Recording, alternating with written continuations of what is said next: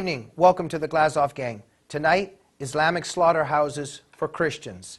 Our guest this evening, Walid Shoebat, a former Muslim Brotherhood terrorist who turned to love in Christianity.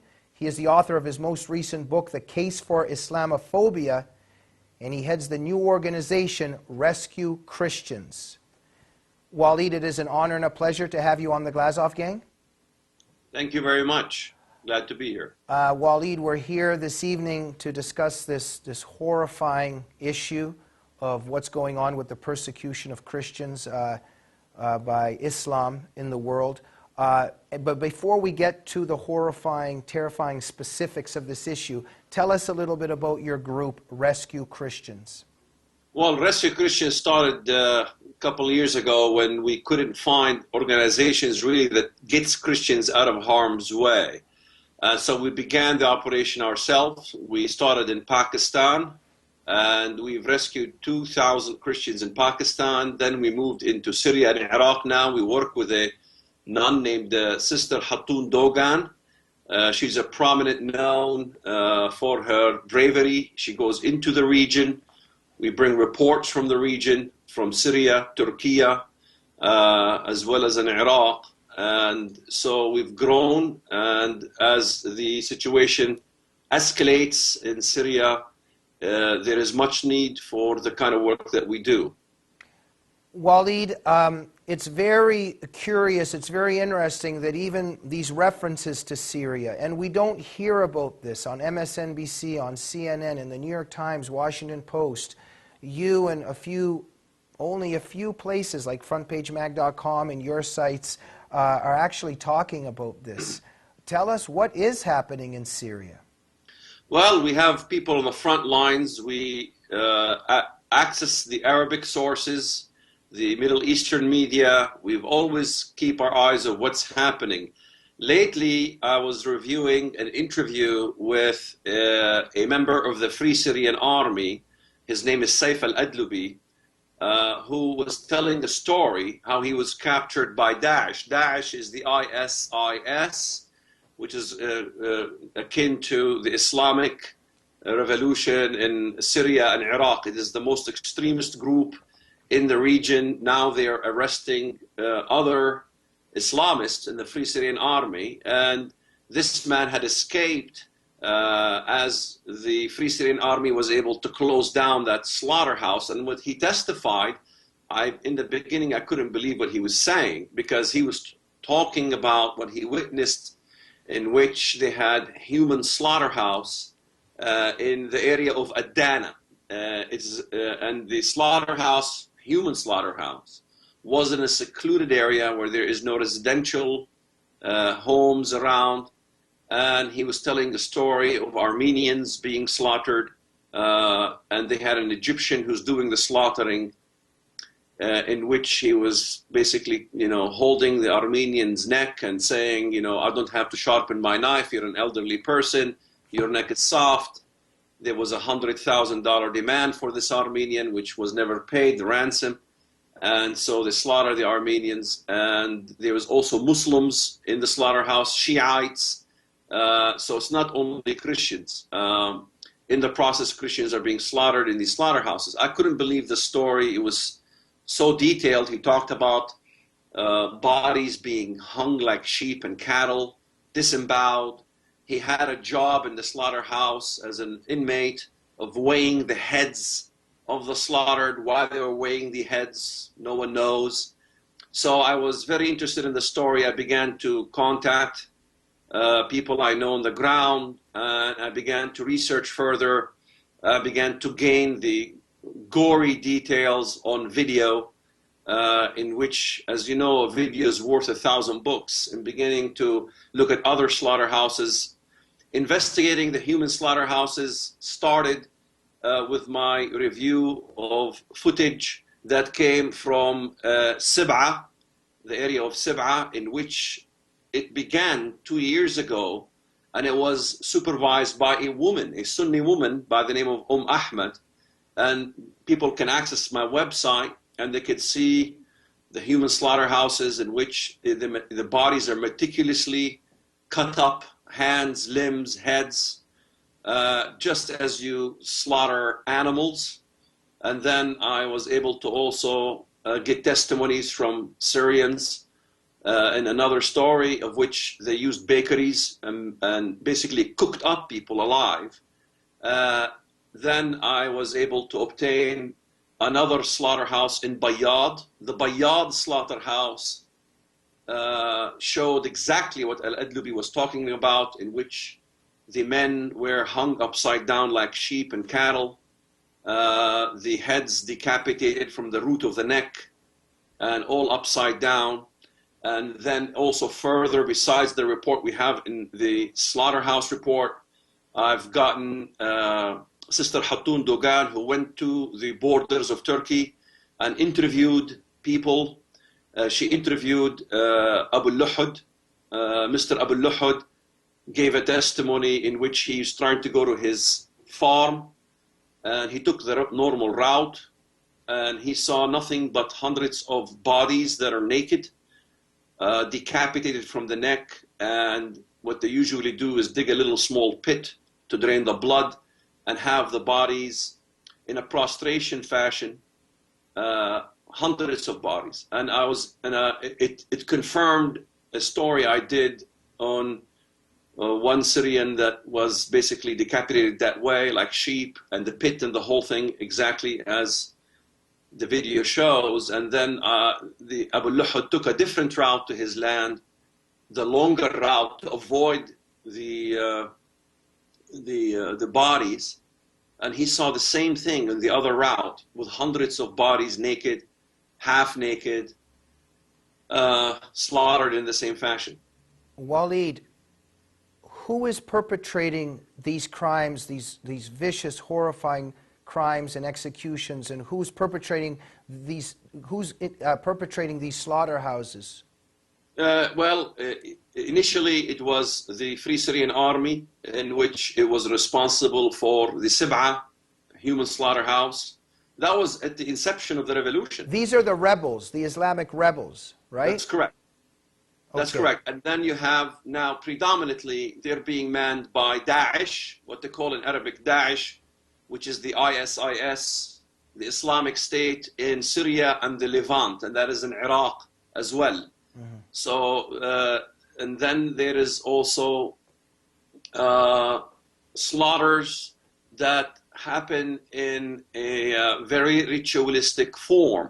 The men are shot, and how they're processed, they didn't show. This was another undisclosed slaughterhouse in which the executioner makes a prayer, and he says in the Arabic language, نَتَقَرَّبُ بِهِمْ إِلَيْكَ يَا رَبِّ. Now I know the Arabic language.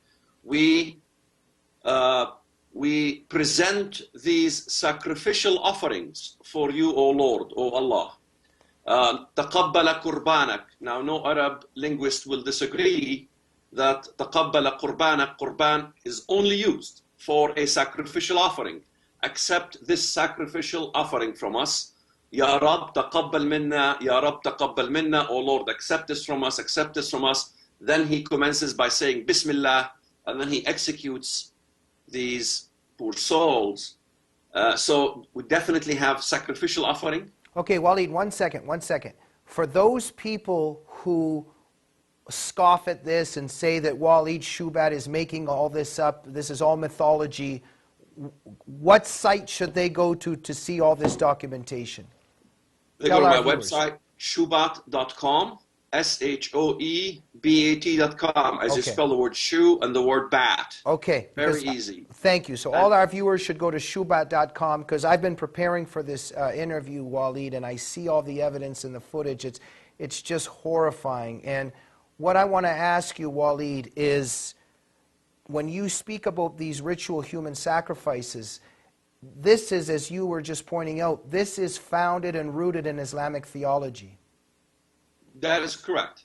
In fact, just to clarify, they can see it on the right side of my website. We archived it on the right side of the website.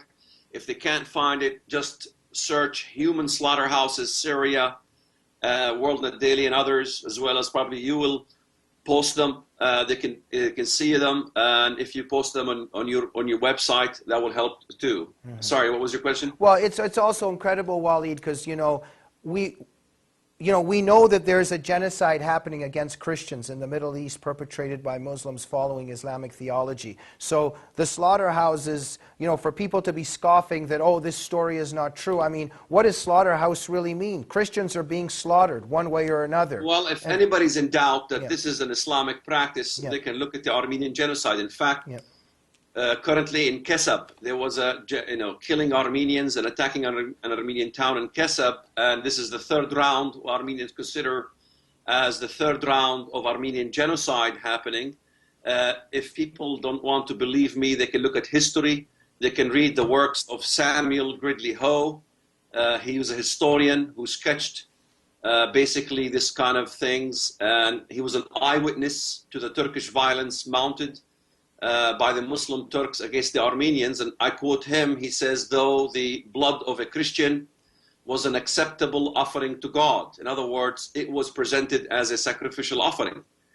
And we've all seen the video of which a terrorist was eating the lung, he thought it was the heart, of another Syrian soldier, and he ate it in front of everybody.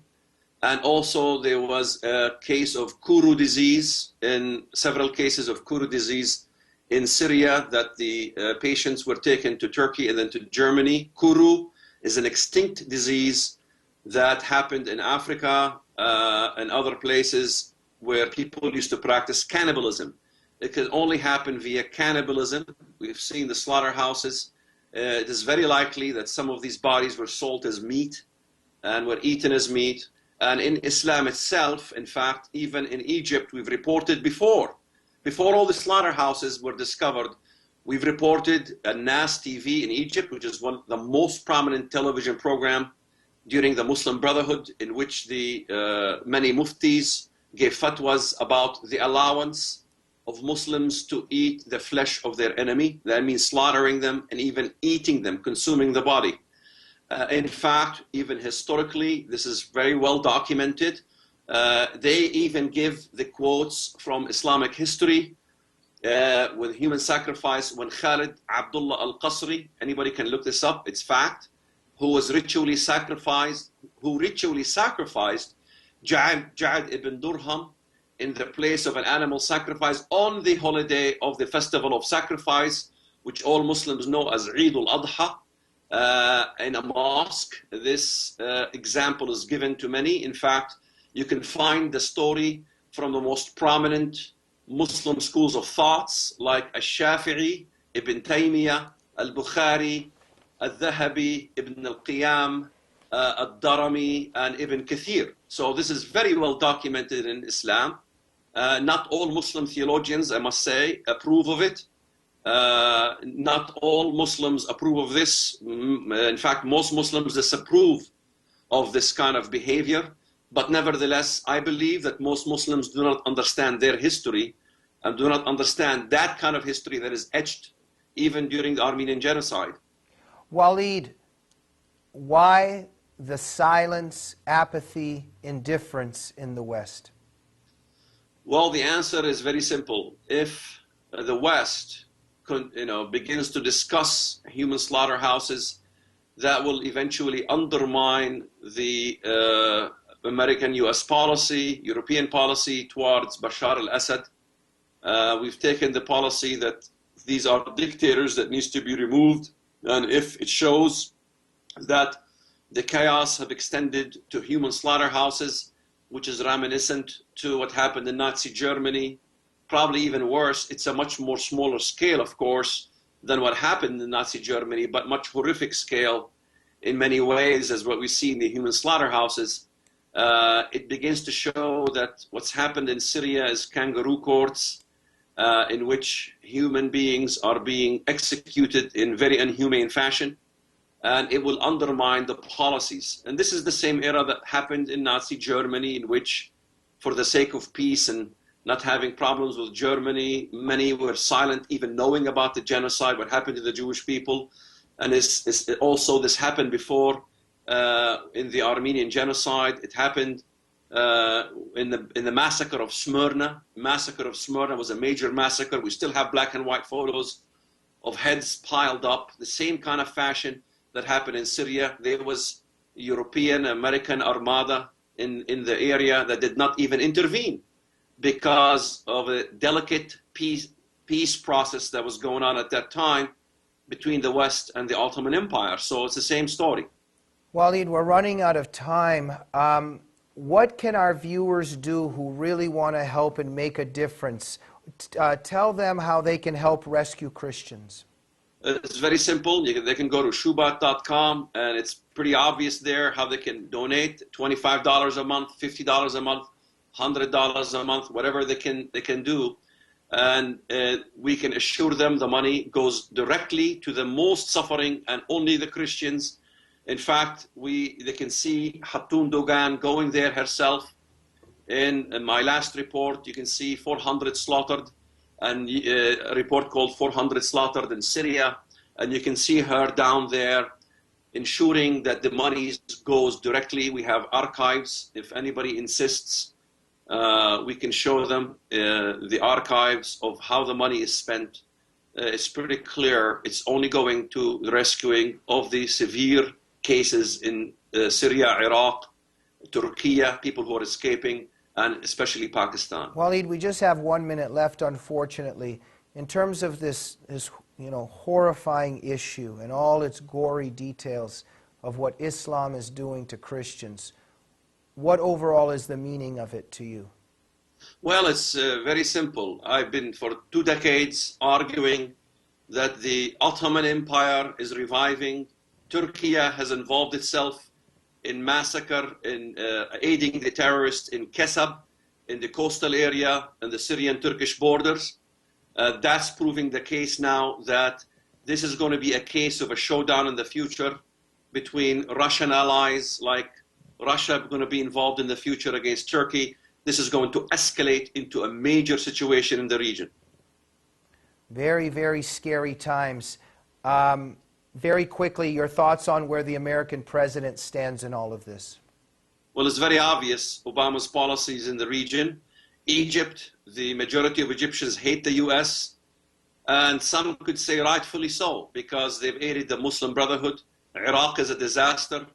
Afghanistan is a disaster. Libya is a disaster. Syria is a disaster. They're pitting sectarian violence, Shia versus Sunni. This is not the solution to the Middle East.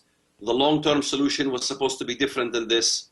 So I think that the American administration needs to review what is going on, especially in Syria. Walid Shoebat, thank you so much. For all of our viewers, please go to Shoebat.com, help with the organization Rescue Christians.